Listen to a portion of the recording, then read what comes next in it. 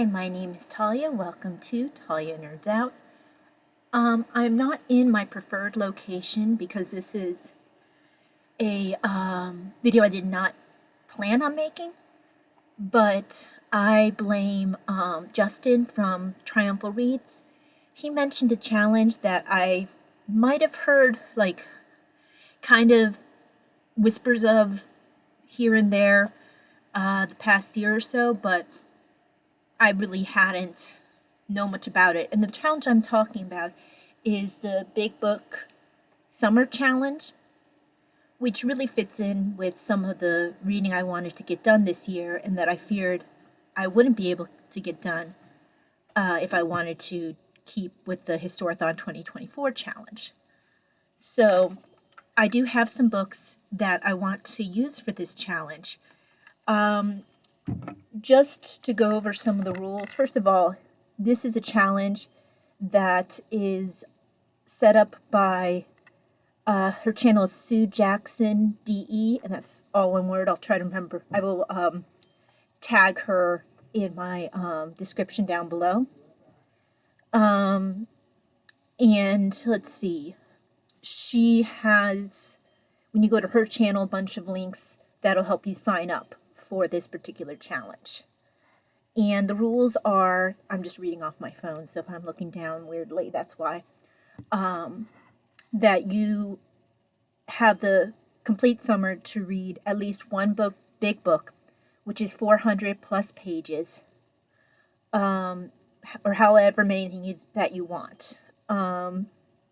She has an area that you sign up on Goodreads to be able to, sorry, my hair is like, bleh. A place on Goodreads where you can sign up to be eligible for prizes. Again, that's in a link that she provides on her channel, which again, I will link her original video. Let's see. It runs from May 24th this year until September the 2nd. So from Memorial Day through to Labor Day. Let's see. Yeah, those are the basic rules. And for me, this is something that really fits kind of what I've been wanting to do this year, so it works out very nicely. Before I continue, look at my Hawking rabbit. This is, medieval style art. I'd love to know what manuscript this was on, if any. And his hawk is a snail. So that's fun. And he's riding a greyhound. But anyway, I think that's the first time I've had this one on my channel. Last time I had Matthew from the Lindisfarne Gospels.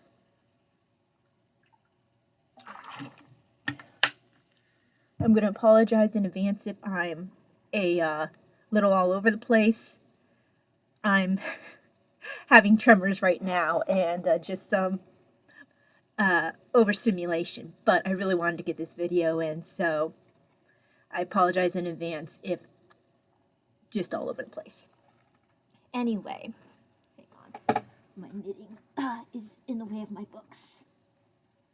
Stay. Okay, so as for the books that I am wanting to read this year, the first one I'm going to mention is actually an audiobook, and I believe I have the Kindle as well, so I can switch back and forth in between. And it's Edward III by Ian Mortimer. And the book, in its book form, is 560 pages. So I know that that one will work for this challenge, even if I flip back and forth between audiobook and Kindle. And she does say in her video that she includes audiobooks in this challenge. Then another one that I am doing, now unfortunately this one probably won't count because I started the introduction 2 days before the challenge started. I didn't know about the challenge yet, but I still have to finish the book. I will keep showing it during the Big Book Challenge, but it really can't count. So this is the Lindisfarne Gospels. It is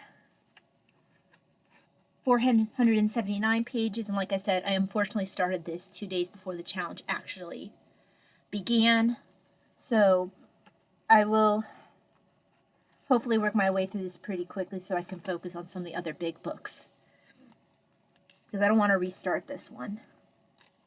Not when I've made the progress I already have, because I am 41 pages in. So now some other ones that I'd want to read, and I really didn't think I'd get a chance to read. Oopsie, put that back here. Really didn't think I'd get a chance to read this year, and who knows? I'm not sure how many of these I will be able to get to read. But this one is, well, the first one is the one that I saw that first introduced me to this author, and I really wanted to read the book when I saw it. It's called Mary and the Art of Prayer, The Hours of the Virgin in Medieval Christian Life and Thought. And it's by Rachel Fulton Brown.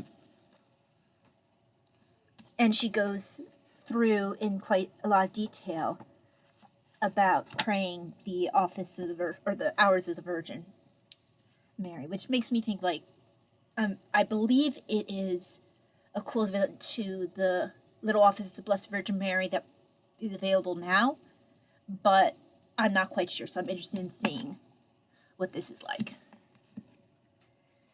Then, From Judgment to Passion by the same author, Devotion to Christ and the Virgin Mary, 800 to 1200.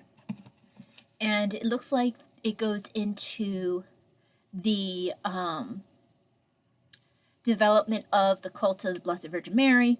Now, in the book about the Lindisfarne Gospels, it does mention as early as, I believe they said, 560, you started to see more focused put on Mary. But I think with the development and more of an idea of chivalry and the chivalric code, that's when you really start seeing a even greater increase in devotion to her. So that's what I believe this is going to cover, but I've not read it. And this one here goes to 676 pages. Now, I keep trying to start this book and keep trying to continue going with it, and I just have not been succeeding. So I'm going to once again restart this, and hopefully I can get through it this time around. I just keep getting distracted. And this is Disjointed, Navigating the Diagnosis and Management of Hypermobile Ehlers-Danlos Syndrome and Hypermobility Spectrum Disorders. And it is 687 pages. This is one of my medical conditions. The reason I have had 2 spinal surgeries. So I really want to read more about it, and just the different ways that it can affect the body and some of the other conditions that tend to be comorbid with it. And it will include information on my other 2 main conditions because they are often connected with this one. Another one I'm going to restart. Now this has 3 books in it, and if I finish all 3, then I will count it as one, but even the first book by itself would count for this big book summer challenge, because the first book is 431 pages. But this is Terry Brooks' The Sword of Shannara trilogy. The first book is 431 pages, and that's The Sword of Shannara. The second book is 392 pages, The Elfstones of Shannara, which actually is my favorite of them, but it's, unless I count it all as one book, it won't be able to count for this challenge. And the same thing for the Wish Song of Shannara, which is only 367 pages. But if I restart, like I said, the first book is well within the criteria for Big Book Summer. Stay. Okay. Now this one, I wanted to make sure I had at least one that would work for quarter 3 of the Historathon 2024. So I have to be able to start in July John Adams by David McCullough. I really enjoyed the book about John Adams where he defended the British soldiers in the Boston Massacre. He wanted to make sure that even that early on, that the American justice system allowed for fair representation for anyone. So I enjoyed that book. So I really look forward to enjoying this one because I came away from that book with a lot of respect for John Adams. And this book is 750 pages. So this will be one that I start in July. Is that all of them? Oh, one of the ones, it hasn't come in yet, but I had ordered it actually just today because I have a bad habit of reading bibliographies and footnotes, and it is very unfortunate for my self-control. So in the footnotes and bibliography of this book was a book called St. Cuthbert, His Cult and His Community. Whoopsie. Let me go back to that page. His Cult and His Community to AD 1200. And it is by David W. Rollison. And it is... It's at how many pages? Hold on. 528 pages. So I look forward to that one.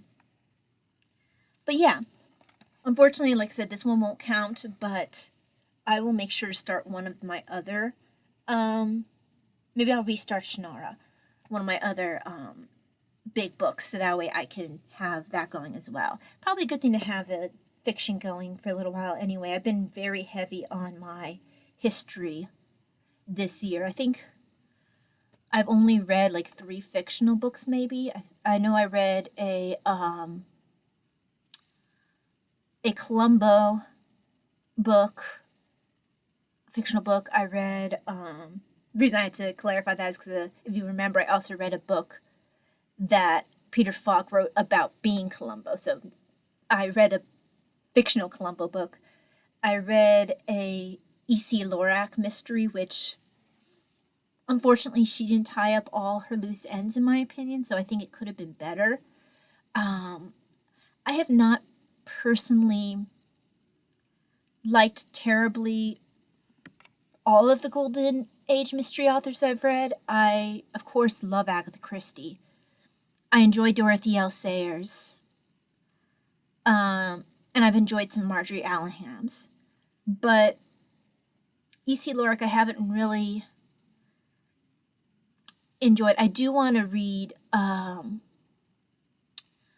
the one that I think is called The Red House. That's by the guy who writes Winnie the Pooh. It was his only mystery, and he was a part of the Detection Club.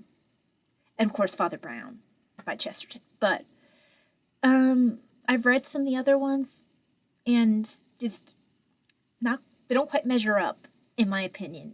I think there's a reason why Agatha Christie is and continues to be the most well-known outside of, like, Chesterton of the Golden Age mystery writers. But anyway, that's neither here nor there. So it'll be nice to have a fictional one with Shannara going with all my history ones that I tend to read. I'll probably restart my Eller Stanley's one too. But yeah, I know that I also need to finish this book, which is shorter, by the end of the month. So I probably should get cracking on my reading. But yeah, if you are interested in this challenge, check out the link that I'm going to put below for, let me just go back down, for Sue Jackson DE's channel. I will also try to remember to link Justin Triumphal Reads channel and his video for this particular challenge, since he's the one who introduced me to the challenge. But yeah, hopefully that you'll find that this is a challenge that you'll be interested in, and look forward to sharing all the big books that I'm going to be reading hopefully this summer. All right, you have a very blessed day, and I will see you next time. God bless. Bye.